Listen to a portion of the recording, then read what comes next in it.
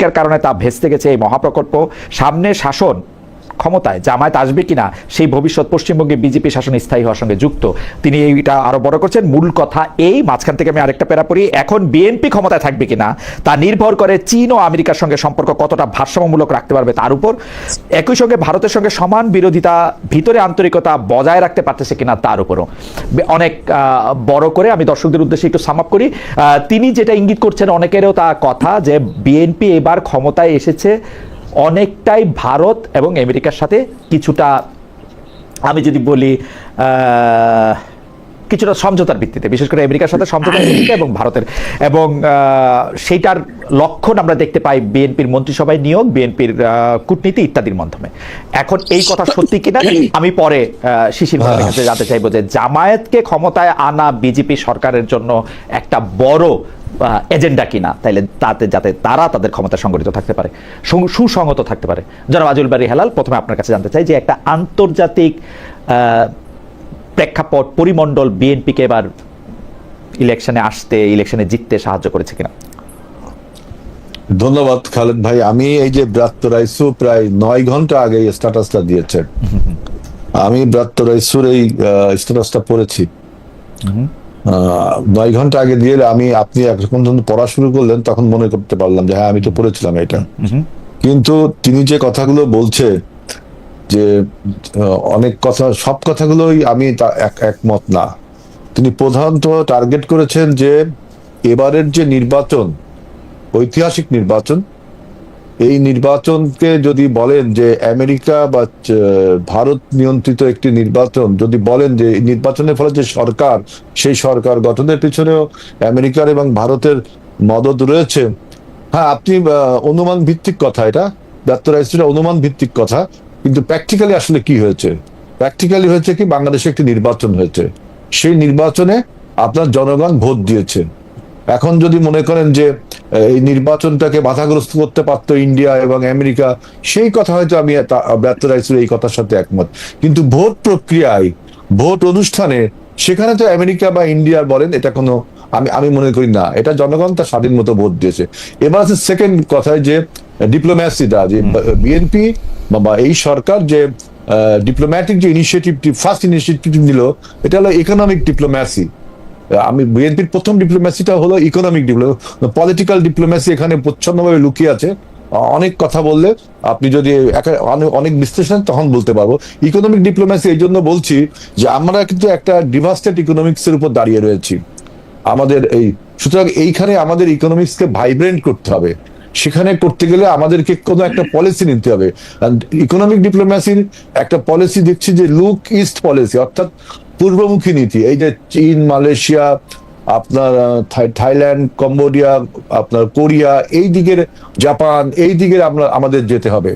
এইটা এই জন্য আমরা নিয়েছি এই লুক ইস্ট পলিসি, যে আমাদের দল যে প্রতিষ্ঠিত, যে যার আদর্শে শহীদ প্রেসিডেন্ট জিয়াউর রহমান, তিনিও যখন ডিফ্যাক্টো প্রেসিডেন্ট হয়ে উঠছিলেন, তখনও তিনি প্রথম চীন সফর করেছেন। এবং এটার কারণ হলো যে চীনের অভিজ্ঞতা আছে, চীনের অভ্যাসও আছে, যে বিভিন্ন দেশে ইকোনমিক্যালি আপনার গ্র্যান্টস, ডোনেশনস বা বিনিয়োগ, আপনার অবকাঠামোগত উন্নয়ন, কর্মসংস্থান সৃষ্টি, এক্সপার্টিস বিনিময়, তারপরে আপনার এই যে বিভিন্ন রকম টেকনোলজি বিনিময়, টেকনোলজিক্যালি অ্যাডভান্স কান্ট্রি খুব চীনের এই অভ্যাসগুলো আছে। পৃথিবীর বিভিন্ন দেশে দেশে অভ্যাসটা তার আছে। এই ক্ষেত্রে আমাদের প্রথম পছন্দই হলো ব্যাক টু ব্যাক দুটি সফর করলাম। দেখেন এইখানে পলিটিক্সটা এখন এখানে, যে মালয়েশিয়া দেন চীন। সুতরাং আপনি বিশ্ব রাজনৈতিক প্রেক্ষাপট যখন নিয়ে আসবেন, তখন কিন্তু আপনাকে ব্যাক টু ব্যাক দুটো দেশের নামই বলতে হবে, যে আমরা প্রথম সফর করলাম মালয়েশিয়া, তারপর সফর করলাম চীন। সুতরাং আপনি লুক ইস্ট পলিসির কথা বলতেছিলেন, তো আপনি আমাকে ছোট করে শুধু দুটোই কথা বলবেন, যে চীনের এই লুক ইস্ট পলিসির কথা কিন্তু গত 50 বছর ধরে, বা মানে এইটা কিন্তু 50 বছর ধরে এই কথা সত্য, যে আমরা 50 বছর ধরে শুনে আসতেছি। কিন্তু আমরা কিন্তু দেখেছি যে বিএনপি আমলেই, মানে 2001 থেকে 2006 সরকারের বিএনপি আমলেই সবাইকে বিস্মিত করে বাংলাদেশ তাইওয়ান সরকারকে স্বীকৃতি দেয় এবং তাইওয়ানের সাথে কূটনৈতিক সম্পর্ক গড়ে তোলে। তো ওইটা চীনকে মোটামুটিভাবে ক্ষুব্ধ করে, এবং এইটা আসলে কেন করা হয়েছিল হেলাল ভাই, এটা যদি আপনি একটু বলেন। আর 2 নম্বর হচ্ছে, আমরা কিন্তু শেখ হাসিনাকেও, মানে আওয়ামী লীগ সরকারের প্রধান সাবেক প্রধানমন্ত্রী শেখ হাসিনাকেও কিন্তু বারবার আমরা চীনের কাছে যেতে দেখছি ফিনান্সিয়াল পলিসির কথা বা ইকোনমিক ডিপ্লোমেসি, আপনি যেটার কথা বললেন সেইটা কিছু কথা বললে, এটা পদ্মা সেতু বানানোতে কারিগরি ও আর্থিক সহায়তা, সেইটা সাবমেরিন কিনা, আমরা বিভিন্নভাবে আরো হয়তো উদাহরণ দিতে পারবো, মোটা দাগে এই দুটা উদাহরণ দিলাম। এইটা আর এটা একই কিনা?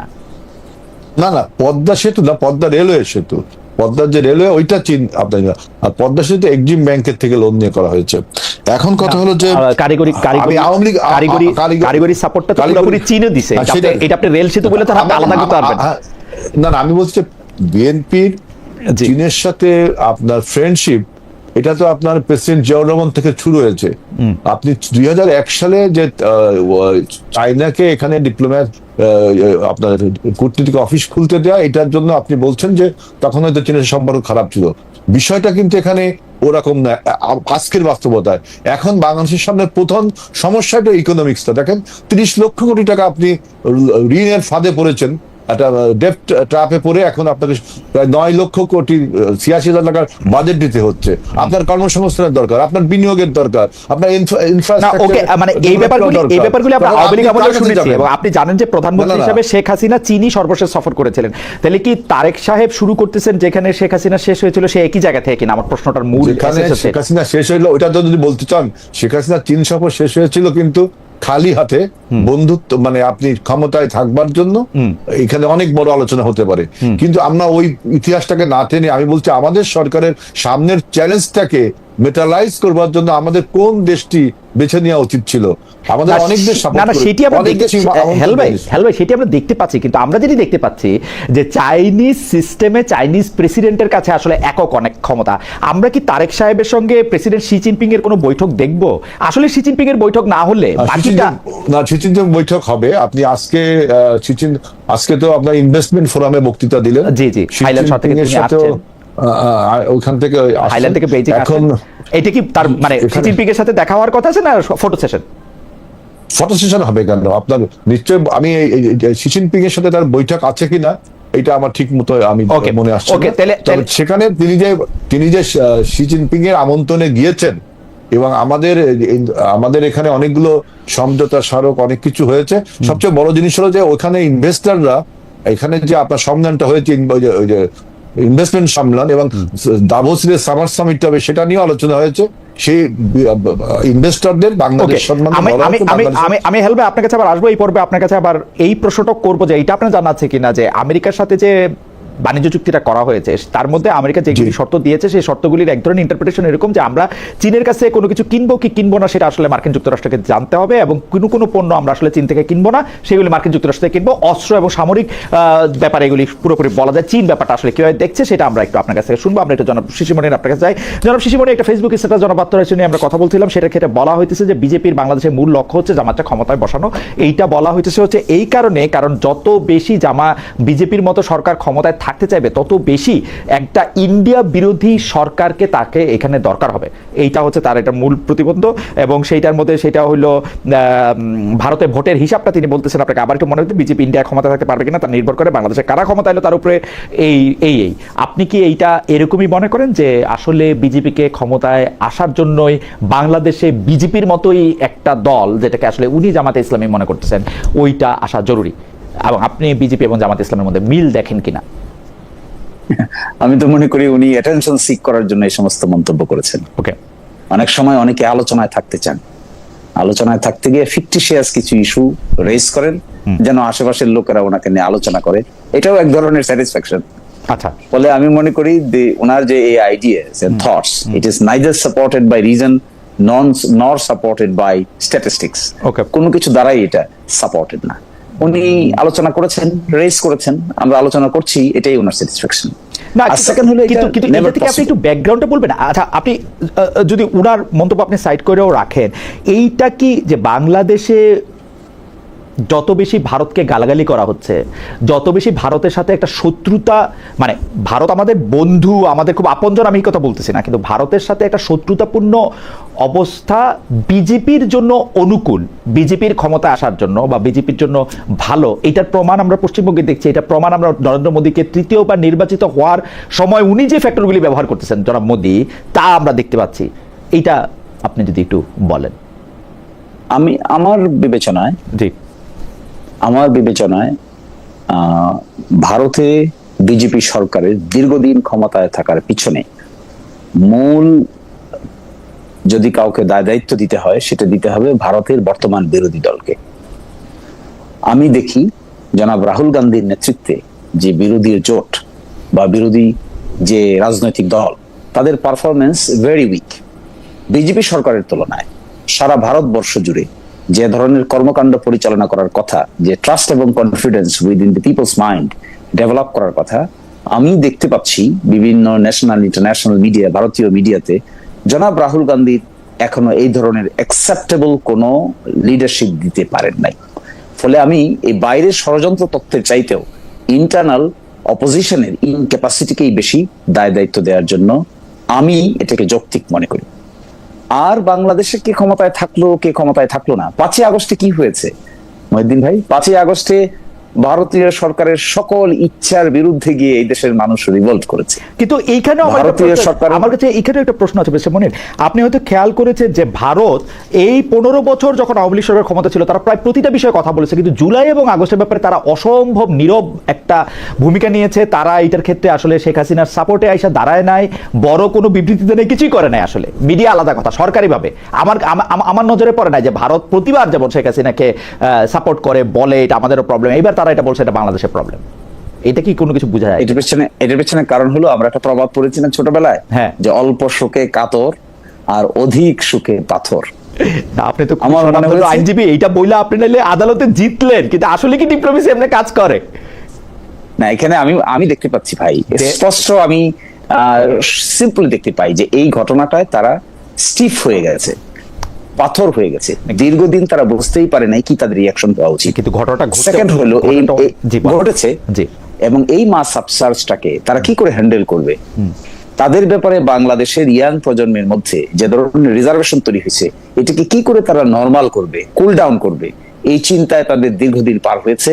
তাদের মধ্যে 2-1 ডিপ্লোম্যাটদের সাথে আমাদের আগে থেকেই যোগাযোগ ছিল। আমি তাদের কর্মকাণ্ড কথাবার্তায় বুঝতে পেরেছি দে আর এট এ ফিক্স, তারা নিজেদেরকে লস করে ফেলেছিল। অথবা এটা হচ্ছে একটা কথা, অথবা তারা আসলে শেখ হাসিনার প্রতি থেকে আস্থা হারায় ফেলছে, যে শেখ হাসিনাকে দিয়ে তাদের আর কাজ হবে না, তাদের নতুন সরকার দরকার। এটাও তো হতে পারে।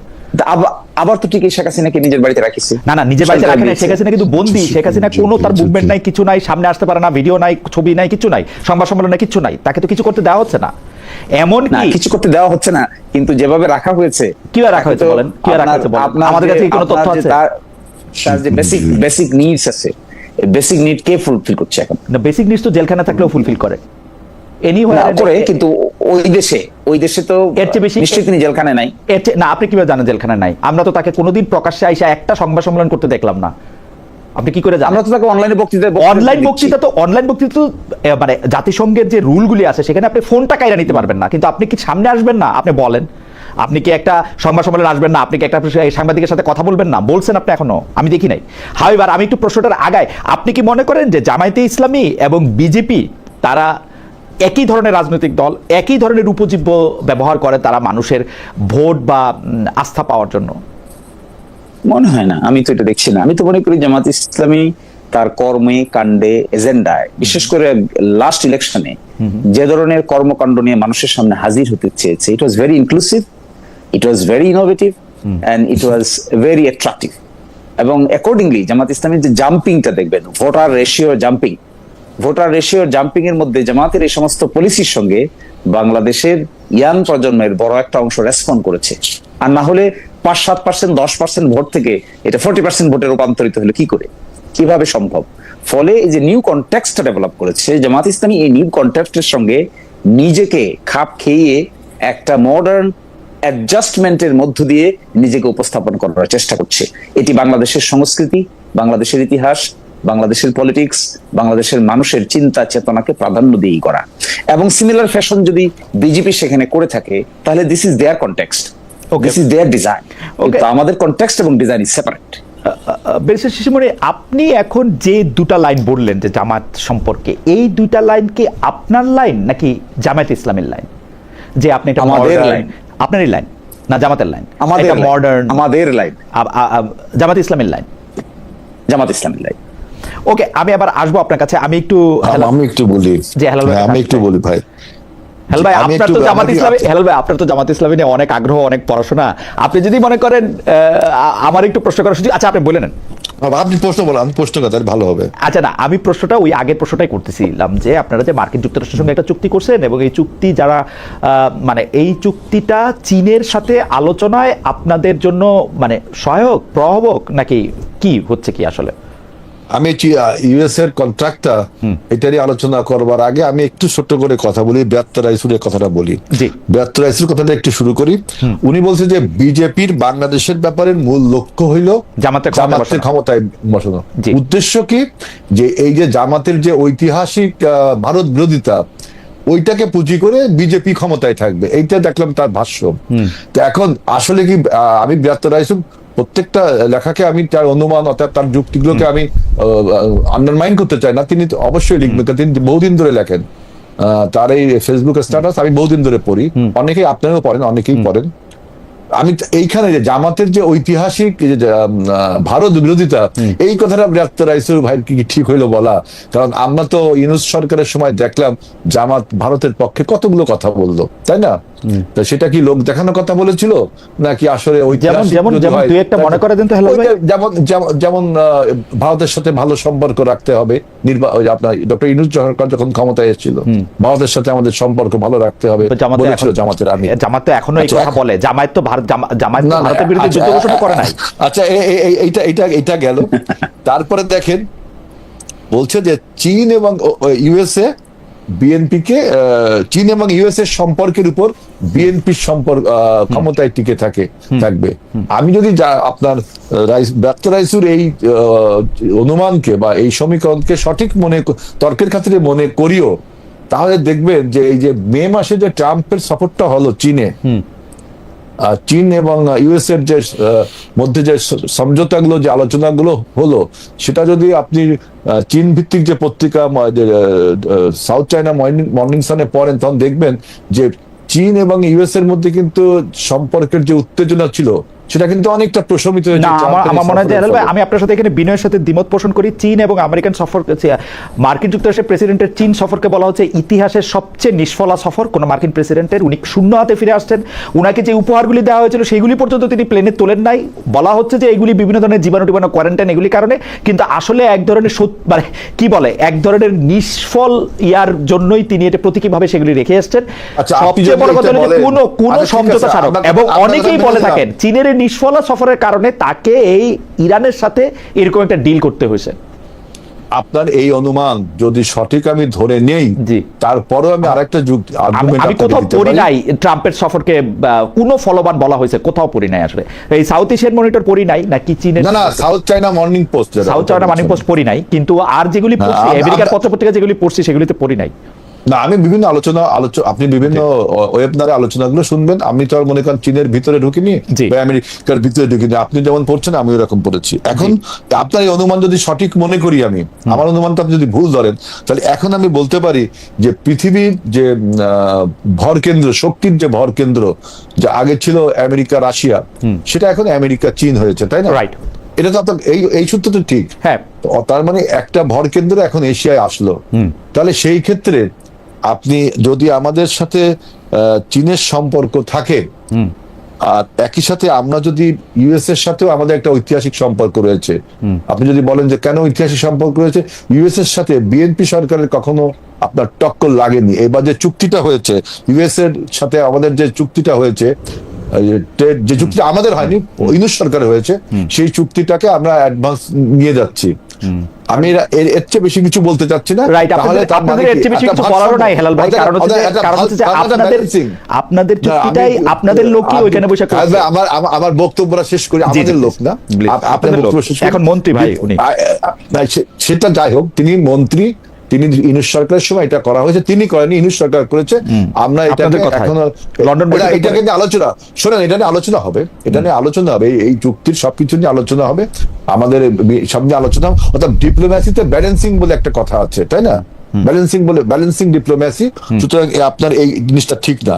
আরেকটা হচ্ছে, এবার আরেকটু বলি যে লাস্ট ইলেকশন যে জামাতের যে 40% না 32+ ভোট, এই ভোটের কারণে শিশির মনির যেটা বললেন যে মানুষ তাদের ভোট দিয়েছে 7 থেকে 32 গেছে, এর স্ট্যাটিস্টিক্যাল ডাটায় আমার অনুমান যে এখানে দেখেন ফিনান্সিয়াল একটা সাপোর্ট জামাত পেয়েছে, এত টাকা ফিনান্সিয়াল সাপোর্ট পেয়েছে যে ইসলামী ব্যাংকের ওই যে আপনার ওই যে একটা প্রকল্প ছিল কি জানো আপনার কি স্কিম ওটা RDS রুরাল ডেভেলপমেন্ট স্কিম, 22,000 কোটি টাকা 22,000 কোটি টাকার কিন্তু আমরা তদন্ত করব। এটা এই তদন্ত যদি না করতে পারি এই জন্য দেখবেন যে ও চেয়ারম্যান তারপরে আপনার ওই এমডি নিয়োগে তারা সমস্যা করে এবং গ্রাহক দিয়ে আন্দোলন হয়। তখন আমি দেখেন ঠিক আছে আপনি পয়েন্ট একটু পরিষ্কার করে বলেন, মানে জামাত ইসলামী 7 থেকে 32% হচ্ছে 22,000 কোটি টাকা লোক দিয়েছে বলা না 22,000 কোটি টাকা আমার কথা, তারা এবার যে টাকাটা মাঠে নিয়ে এসছে বাংলাদেশের রাজনীতিতে টাকা দিয়ে ভোট কেনার, এটা একটা চাপা উত্তেজনা ছিল, কিন্তু প্রকাশ্যে 1,000 টাকার নোট মানুষকে দেওয়ার ভিডিও আপনারা দেখেছেন। যে পরিমাণ টাকা এবার জনগণকে আপনার টাকা দিয়ে মানুষের গরিবত্বকে কিনে নেওয়া হয়েছে, আমি পয়েন্টটা বলছি যে জামাতের ভোট বাড়ার যে কারণ তার একটা পয়েন্ট বললাম, আর একটা পয়েন্ট বলতে দেন। আরেকটা হলো টাকা, সেটা আপনি যে অ্যাডভোকেট শাহরিয়ার কবির দেখছেন যে কিভাবে 1,000 টাকার নোট বিলাইছে, 1,000 টাকার নোট একটা লোককে দিছে ও ভাই আমরা যারা নির্বাচন করেছি আমরা যারা নির্বাচন করেছি আমরা দেখেছি যে বস্তা বস্তা টাকা আমরা ধরেছি, এটা পুলিশ সেনাবাহিনী সব জানে, আমরা বস্তা বস্তা টাকা ধরেছি। জামাতটা আপনার এই নির্বাচনটাকে স্টিগমেটাইজ করার জন্য আপনার এই জিনিসগুলো বলছে এখন দিয়ে দেন, মানে প্রমাণ করুন যে নির্বাচনটা ভালো হয়নি, যেটা আওয়ামী লীগ চাচ্ছেন। সেকেন্ড কথা হলো যে এই যে 7% ভোট যে 32+ হলো, এখানে আওয়ামী লীগের যে ভোটটা তারা পেয়েছে, বুঝছেন, এইটা হলো আরেকটা। আওয়ামী লীগের ভোট আপনারা পাইছেন হেলাল ভাই? আমরা পাইছি, আমি কি বলছি আমি পাইনি, তারা তো পাইছে, তারা বেশি পাইছে আমাদের। আপনারা বেশি পাইছেন হেলাল ভাই, আপনারা বেশি পাইছেন। আওয়ামী লীগের লোকের সাথে কথা হয় আমার, সবাই বলে যে বিএনপি দিয়ে দিছে, আপনি একজনের কথা বুকে পাথর বেঁধে বিএনপি কে দিছে। না আপনি স্ট্যাটিস্টিক্যাল ডাটা দেখেন, আমরা 40 থেকে 52 হয়েছি, 40 থেকে 52 হয়েছি, তাহলে আমরা 12% পাইছি যদি ওদের ভোট পেয়ে থাকি, আমাদের কোন নর্মাল ভোট না পায়। তারা 7 থেকে 40 হইতে, তাহলে কত পাইছে আওয়ামী লীগের ভোট? তারা 7 থেকে 40, আপনি স্ট্যাটিস্টিক্যাল ডাটা বলেন, ওই সমস্ত রেটরিক কথা বলে তো লাভ হবে না। আর একটা কথা বলছে যে তারা নাকি মডার্ন, তারা বলছে তারা নাকি মডার্ন। ইসলাম কখনো মডার্ন হয়? ইসলাম তো শুরু থেকেই মডার্ন। আপনি নাম ব্যবহার করেন ইসলাম আর মডার্ন, ওনারা বলতেছেন পলিটিক্যাল পার্টিটা মডার্ন করতেছেন, দৃষ্টিভঙ্গি মডার্ন করতেছেন। ইসলাম মডার্ন করার সাথে কি হলো? জামাত ইসলামী তো ইসলামের দায়িত্ব নেয় না। জামাতে ইসলাম নাম চেঞ্জ করুন, নাম মতো আপনি তো লোগো বদল করছেন, আপনি নামও বদল করুন, নাম জামাত। এটা আপনার একটা আর্গুমেন্ট। আমি একটু জনাব শিশির মনির আপনার কাছে আসতে চাই, আপনি যদি এটা নিয়ে একটু কথা বলতে চান, একটু কথা বলে আমি অরিজিনাল প্রশ্নের মধ্যে যাব। ফার্স্ট কথা হলো, আমার ভাই বলেছেন যে আমরা 22,000 কোটি টাকা ফাইন্যান্সিয়াল সাপোর্ট নিয়েছি RDS প্রজেক্টের নামে। সংসদেও দেখলাম মাননীয় স্বরাষ্ট্রমন্ত্রী এই কাল্পনিক তথ্য উপস্থাপন করেছেন। দেশের নেতৃস্থানীয় ব্যক্তিবর্গ এত বড় পদে থেকে এই ধরনের কথাবার্তা যদি বলেন, ওই জাতির জীবনে খারাপই ছাড়া ভালো কিছু হবে না। কোনো তদন্ত নাই, কোনো কিছুই নেই, জানি না 11,000 কোটি টাকা কোথা থেকে কোন RDS প্রজেক্টে গিয়েছে। আপনি ব্যাংকের অডিট রিপোর্ট নেন, ব্যাংকের অডিট রিপোর্ট, আপনি 22,000 তো মোটেও সঠিক না। আপনি যা কথা বলছেন এটা আরো 5 বছর আগের কথা। 5 বছর আগে ইসলামী ব্যাংকের কি ক্যাপাসিটি ছিল? 2017 সালে ইসলামী ব্যাংকে দখল করে নিয়ে গেছে আসালাম। সেই আসালামকে তো আপনারা এখন ফেরানোর চেষ্টা করছেন, আইন সংশোধন করছেন, তার সহযোগী এখানে নিয়ে আসার চেষ্টা করছেন। পুরো ব্যাংকের 82% শেয়ারকে নিয়ে যাওয়ার চেষ্টা করছেন। আমাকে জিনিসটা একটু বুঝতে দেন। এই কথা কি ঠিক যে ইসলামী ব্যাংকে যারা কাজ করতো তারা আসলে এক ধরনের পরীক্ষিত জামায়াত বা শিবিরের লোক? এই কথা কি ঠিক? এই RDS প্রোগ্রামটাতে যারা সুবিধা পেয়েছে তারা জামায়াত ইসলামী বা শিবিরের লোক, বা জামাত ইসলামী বা শিবিরের দাওয়াতে তারা এই সুবিধাটা পেয়েছে? এই কথা কি ঠিক? মানে 22,000 কোটি টাকা, 11,000 কোটি টাকা, 10,000 কোটি টাকা, 7,000 কোটি টাকা, আপনি টাকার অঙ্কটা 17, 18, 19, 20, আপনি প্রোগ্রামটার কথা বলেন, এবং যারা এটা লক্ষ্য উদ্দেশ্য ছিল তারা এটা সুবিধা পেয়েছে কিনা সেটার কথা বলেন, এবং ইসলামী ব্যাংকে যারা কাজ করছেন তারা জামাতে ইসলামী এবং শিবিরের লোক কিনা সেটা একটু বলেন। আমরা বাকিটা দর্শকরা যা বুঝার বুঝে নিক, বুঝে নেব। ফার্স্ট কথা হলো ইসলামী ব্যাংকটাকে নিয়ে এই দেশে যা হয়েছে এটি সাংঘাতিক ধরনের আপত্তিজনক কাজ হয়েছে, যার অরিজিনেট করেছিল তৎকালীন সরকার। জোর করে জবরদস্তি করে এস আলমের নামে 81.92% শেয়ার, যে হাইকোর্টের আদেশে এখন স্থগিত হয়ে আছে, এই পরিমাণ শেয়ার 24টা নামে বেনামে কোম্পানি তৈরি করে তারা এই শেয়ারগুলো মার্কেট ব্লক করে ইসলামী ব্যাংকের টাকা দিয়ে ইসলামী ব্যাংকের শেয়ার কিনে নিয়ে ডাইরেক্টর হয়েছেন। BFIU, Bangladesh financial intelligence unit, একটা রিপোর্ট দায়ের করেছে হাইকোর্ট বিভাগে। এই রিপোর্টে তারা উল্লেখ করেছে এই 24টা কোম্পানির ভিতরে 22টার তারা ট্রেস করতে পেরেছে, 2টা হলো বিদেশি কোম্পানি যার কোনো ট্রেস করতে পারে নাই। এখানে তারা দেখিয়েছে এমনও লোক এই কোম্পানির MD এবং চেয়ারম্যান যারা হলেন বিল্ডিং এর দারোয়ান এবং বিল্ডিং এর সিকিউরিটি গার্ড, তারা জানেও না এই কোম্পানির যে তারা কোনোদিন চেয়ারম্যান হয়েছে, কিভাবে চেয়ারম্যান হয়েছে। অথচ দেখা গেছে কোম্পানি ইনকর্পোরেশনের পরে 3 দিনের মাথায় 750 কোটি টাকা ওই কোম্পানির অ্যাকাউন্টে ঢুকেছে ইসলামী ব্যাংক থেকে। এই যে কুকাম করা হয়েছে, এই যে একটা ফাইন্যান্সিয়াল ব্যবস্থাকে ধ্বংস করে ফেলা হয়েছে, এই কথা তো সঠিক যে ইসলামপন্থী লোকেরা অ্যাবসলিউটলি সঠিক। এস আলমের 24টা কোম্পানি যেটা বেনামের, আপনি খুব সুন্দর করে অল্প কথা বলছেন। এই প্রত্যেকটা জিনিস আমিও, আপনি যেরকম দলিল দেখে বলতেছেন, আমিও মোটামুটি একই রকম দলিল দেখছি। আমার পড়া আপনার মতো তো শার্প না। প্রথমে বলতে হবে ইসলামী ব্যাংকের মালিক কি জামাত ইসলাম, এটাকে না, কিন্তু আমার প্রশ্ন, হেল ভাই আমি এই প্রশ্নটা করি, আপনি আমাকে প্রশ্ন করার টাইম না, এখন তো আমার আর মহিউদ্দিন ভাই আলাপ করা। হ্যাঁ, জি জি জি, বেরসে মনির, আপনি যদি একটু বলতেন যে জামায়াতে ইসলামের এই RDS প্রজেক্টটার লক্ষ্য বা যারা ক্লায়েন্ট, যারা ওই পাশে আছেন, তারা আসলে জামায়াতের রাজনীতি, ভোট, জামায়াতের দলগত সুবিধা তার সাথে সম্পর্কিত কিনা, জামায়াত ইসলামীতে যারা চাকরি করছেন তারা জামাত শিবিরের লোক কিনা? আমি আপনাকে সুনির্দিষ্টভাবে আনসার দিব ভাই। জি। এটা হলো RDS রুরাল ডেভেলপমেন্ট স্কিম। এই rural development scheme is approved by the Bangladesh bank, এবং রুরাল ডেভেলপমেন্ট স্কিমের অধীনে যে পরিমাণ কাজ বাংলাদেশে হয়েছে, আপনি যদি বাংলাদেশ ব্যাংকের রিপোর্টটা দেখেন তাহলে দেখবেন আজ পর্যন্ত বাংলাদেশে সাকসেসফুল যে কয়টা এই ধরনের মাইক্রো ক্রেডিট মেকানিজম সিস্টেমের মধ্য দিয়ে যে কয়টা ক্ষুদ্র উদ্যোগ নেওয়া হয়েছে, তার মধ্যে এইটাকে তাদের রিপোর্টে বলেছেন সবচেয়ে বেস্ট ট্রান্সপারেন্স এবং অ্যাকাউন্টেবল মেকানিজম। এখানে যদি কে জামাত করে, কে বিএনপি করে, কে কোন গ্রামে বাড়ি, কার বাবা কি করে, তার দাদা কি করে, এটা তো মোটেও এখানে ইম্পর্টেন্ট ইস্যু না। ইম্পর্টেন্ট ইস্যু হলো বাংলাদেশের মানুষ আনইম্পর্টেন্ট ইস্যুটা একটু বলেন, এইটা RDSটা জামায়াতে ইসলামীর লোকজনকে উদ্দেশ্য করে করছে কিনা? আর আপনি বাংলাদেশ ব্যাংকের রিপোর্টের কথা বললেন, তো বাংলাদেশ ব্যাংকের রিপোর্ট কিন্তু ডিপেন্ড করে ভাই, এটা আপনি আমার চেয়ে অনেক ভালো জানেন। আমি ব্যাংক হয়ে আমি লোন দিছি, আমি যদি ক্রেডিট নিয়ে অভিযোগ না করি, বাংলাদেশ ব্যাংক তো সেটা ক্রেডিট রেটিং এ আগেই রাখবে। আমি যদি টাকা দিয়ে বলি যে আমার খুব ভালো হয়েছে, আমি লোন ফেরত পাইছি, আমার এখানে আমি 2 গরু কিনে দিছিলাম, 2 গরুর জায়গায় 4 গরু হয়েছে, তাহলে তো এটার মধ্যে তো কেউ এটার মধ্যে অভিযোগ করবে না। You know it very well. না, এইভাবে কিন্তু শুধু এই RDS মাইক্রো ক্রেডিট প্রজেক্ট না, আপনি জানেন ডক্টর মোহাম্মদ ইউনূসের গ্রামীণ ব্যাংকের প্রজেক্টও কিন্তু প্রথম 10, 15, 20 বছর অনেক ভালো দেখানো হয়েছে, এটা দেখানোই যায়। আমি এটার সুনির্দিষ্ট আনসার হলো, এই ব্যাপারে যদি কারো সুনির্দিষ্ট কোনো তথ্য জানতে হয় তাহলে তাকে ইসলামী ব্যাংক কর্তৃক পরিচালিত এই প্রজেক্টের অডিট রিপোর্ট সহ বাকি জিনিস দেখতে হবে।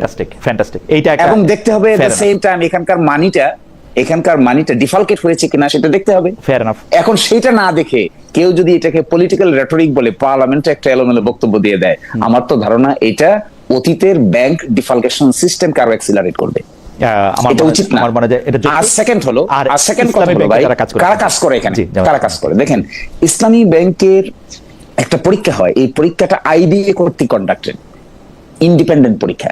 এই পরীক্ষায় যে টিকবে সে জামাত করে না কি করে না করে এটা তো দেখার বিষয় না। যদি IBA এর পরীক্ষায়, এই IBA এর পরীক্ষায় যেহেতু ইসলামী ব্যাংকিং সংক্রান্ত আমি প্রশ্নপত্রে দেখেছি বেশ কয়েকটা স্পেশাল প্রশ্ন থাকে। ইসলামী ব্যাংকিং সম্পর্কে তার আইডিয়া আছে কিনা, ইসলামী ব্যাংকিং সম্পর্কের মুদারাবা, মুশারাকা, কতগুলো টার্মিনোলজি আছে, এই টার্মিনোলজি সম্পর্কে তার ধারণা আছে কিনা। আচ্ছা বলেন তো, একটা স্পেশালি কন্ডাক্টেড একটা ব্যাংক, সে তার যে জনশক্তিকে রিক্রুট করবে তার কাছে ওই যোগ্যতাটা আছে কিনা এটা জানতে চাইতে পারে না? পারে। আচ্ছা, এবং সেটা যদি আইবিএ কন্ডাক্ট করে, রাইট, এটা যদি এখন জামাত ইসলামের লোকজন ভালো পারতেই পারে, কিন্তু এইবার যাদেরকে আপনার লোক পারলে আপনার লোক আসবে। এইবার যাদেরকে চাকরি থেকে বাদ দেওয়া হইলো তারা কি এইরকম একটা পরীক্ষা দিয়ে আসছিল? জামাত ইসলামীর কাছে যখন ব্যাংকটা ছিল এরকম একটা পরীক্ষা দিয়ে আসছিল? আর দেখেন, আরো ইন্টারেস্টিং এই কথা বললে ভাই আমাদের টক শো রেখে আমরা সবাই পালাইতে বাধ্য হব। এবং 10,000 কর্মকর্তা কর্মচারী এস আলম সাহেব নিয়োগ দিয়েছেন যাদের কোনো পরীক্ষাই না হয়, কোনো পরীক্ষা নেওয়া হয়নি, কোনো এক্সাম নাই। উনি চট্টগ্রামে গিয়েছেন খাতুনগঞ্জে, মানুষ দেখছে উনি খাতুনগঞ্জে সকালবেলা, আমি একটা ভিডিও দেখাবো আপনাকে, পাঠাবো না আমি আপনার কাছে, উনি ওই যে মুড়ি মুরকি বিক্রি করার মতো গাড়িতে যাচ্ছেন, ডানে একজন বামে একজন ওনাকে সিবি দিচ্ছে, এই সিবি ওলা সকল লোকেরা চাকরি পেয়ে গেছে। উনি সকালবেলা একটা চায়ের দোকানে কাজ করতে, চা খেতে গেছেন, আমার কাছে চাকরিচ্যুত অনেকে এরকম মানে পরে যখন জামাত ইসলামী অনেকে আমাকে পাঠায় বলছেন যে তারা পরীক্ষা দিচ্ছেন, তাহলে তারা নিশ্চয়ই সত্য বলেন নাই। নিশ্চয়ই তারা যদি এর মধ্যে, হ্যাঁ আমি আমার কথাকে এভাবে বলছি, সত্যিকার অর্থে পরীক্ষা দিয়ে যদি কেউ এখানে ঢুকে থাকেন, তারপরে তার সঙ্গে তার মানে সবাই পরীক্ষা দিয়ে ঢুকেন নাই এটা আপনি জানেন না? না, আমি এতটুকু জানি ওনাদেরকে বলা হয়েছিল যে বিশেষ স্কিমে হঠাৎ করে যারা জয়েন করছেন তাদেরকে আইবিএর অর্গানাইজ করে একটা পরীক্ষার নতুন আয়োজন করা হোক। ওই পরীক্ষায় যারা যারা উত্তীর্ণ হবেন, অতীতে পরীক্ষা দেন নাই, তারা সবাই চাকরি পাবেন, কন্টিনিউ করবেন। আর যারা এই পরীক্ষাতে অংশগ্রহণ করবেন না, তারা অটোমেটিক্যালি যাদের পরীক্ষা নিতে মাত্র 500 জন লোক, রাইট, যাদের পরীক্ষা নিতে বলা হয়েছিল তাদের মধ্যে যারা পরীক্ষা অংশগ্রহণ করেন নাই তারা আগেও কোনো পরীক্ষা দেন নাই, এই তো? এই যে আগেও কোন পরীক্ষা দেন, 500 জন পরীক্ষা অংশগ্রহণ করেছে। ওকে, ঠিক আছে। যারা পরীক্ষা অংশগ্রহণ করেছে, সবাই ইসলামী ব্যাংকে, আমাকে যারা বলেছেন তারা বলেছেন যে তারা আগেও পরীক্ষা দিয়েছেন, পরে তাদেরকে আবার পরীক্ষা দিতে বলা হয়েছে। হাওয়েভার আমি একটু আগাই, আমাদের একজন দর্শক, উনার নাম এলাহিমির, উনি বলছেন আমেরিকার সাথে চুক্তির মাধ্যমে বাংলাদেশকে কলোনিতে পরিণত করা হয়েছে, জামায়াত এনসিপি চুপ কেন? খলিলুর আমেরিকার এজেন্ট, জনগণের ভোটে বিএনপি ক্ষমতা ভোগ করছে, তাহলে গণভোট বাস্তবায়ন করা হচ্ছে না কেন? অনেকগুলি বিষয় বলেছেন। আমি হেলাল ভাই আপনার কাছে আসবো। হেলাল ভাই, আপনাদের কাছে প্রশ্ন নিয়ে আসবো নাকি আপনি বলতে চাইছিলেন? বা আমি একটু 2 মিনিট একটা বলি, প্লিজ বলেন। যে ইসলামী ব্যাংকের মালিক কি জামাতে ইসলাম নামক রাজনৈতিক দলের? ইসলাম নাম দেখলে তাদের মালিকানা দাবি করতে হয় কেন? ইসলামী ব্যাংকের চেয়ারম্যান নিয়োগ হবে, ইসলামী ব্যাংকে সেই নিয়োগ নিয়ে গ্রাহকরা যখন আন্দোলন করে, আপনি কি দেখেছেন বাংলাদেশের কোন ব্যাংকের চেয়ারম্যান নিয়োগ নিয়ে গ্রাহকরা আন্দোলন করে? আপনি কি আগে কখনো দেখেছেন? না।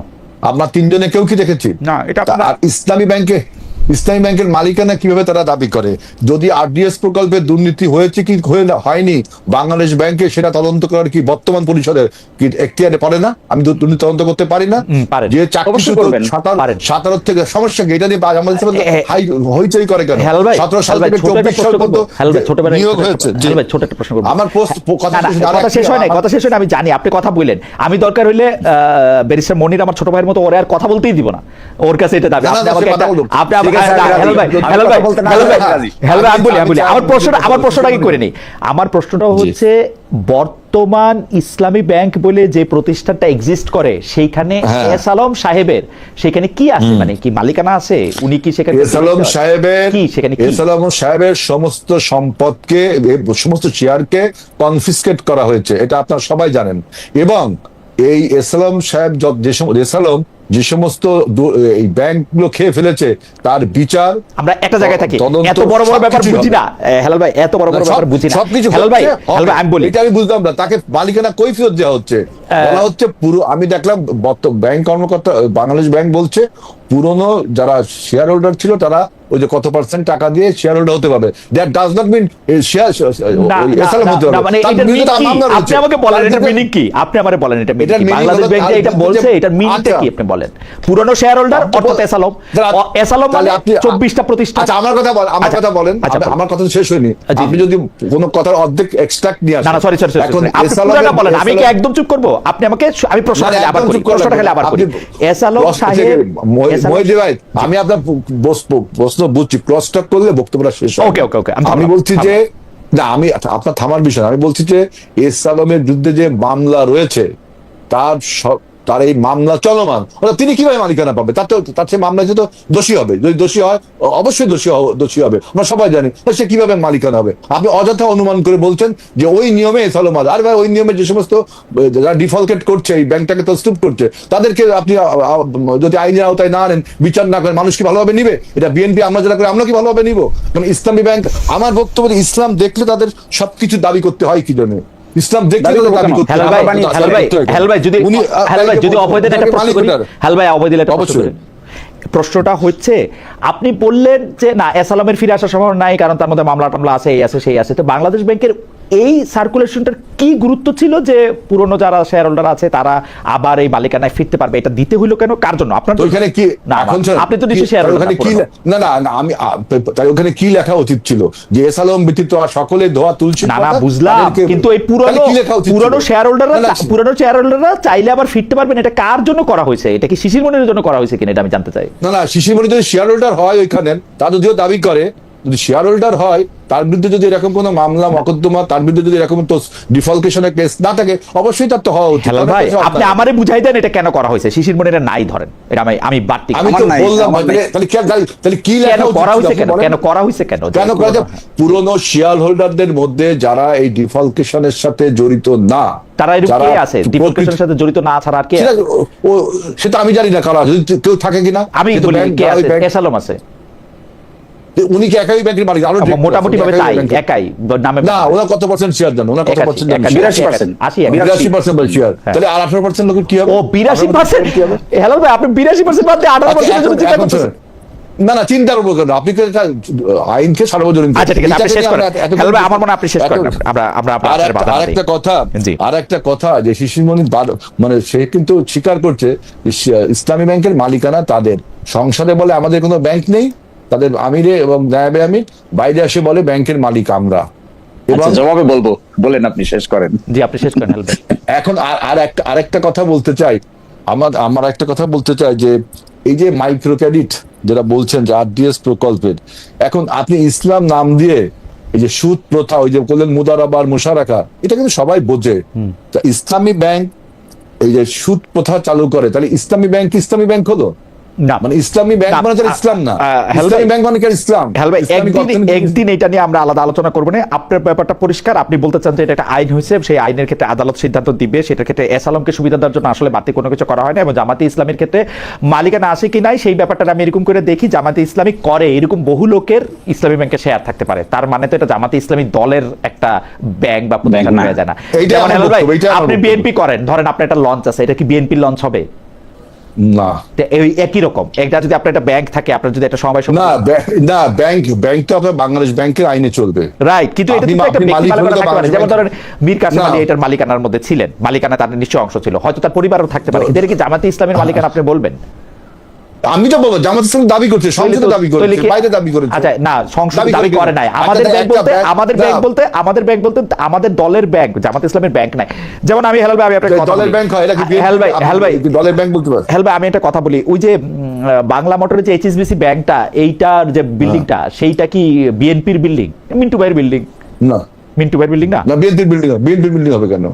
এখন ওই বিল্ডিং এর কোনো মামলা সংক্রান্ত বিষয়ে যদি বিএনপি অন্যায় অবৈধভাবে কোনো কথা বলে, ঠিক একইভাবে আপনার ইসলামী ব্যাংকের এমডি চেয়ারম্যান নিয়োগের ব্যাপারে তাদের কর্মকর্তা 17 সাল থেকে 24 সাল পর্যন্ত যারা ছাঁটাই বা নিয়োগ হয়েছে, এইসব নিয়ে বাংলাদেশ ব্যাংক যখন তদন্ত করে তখন তারা রাজপথে মিছিল করে।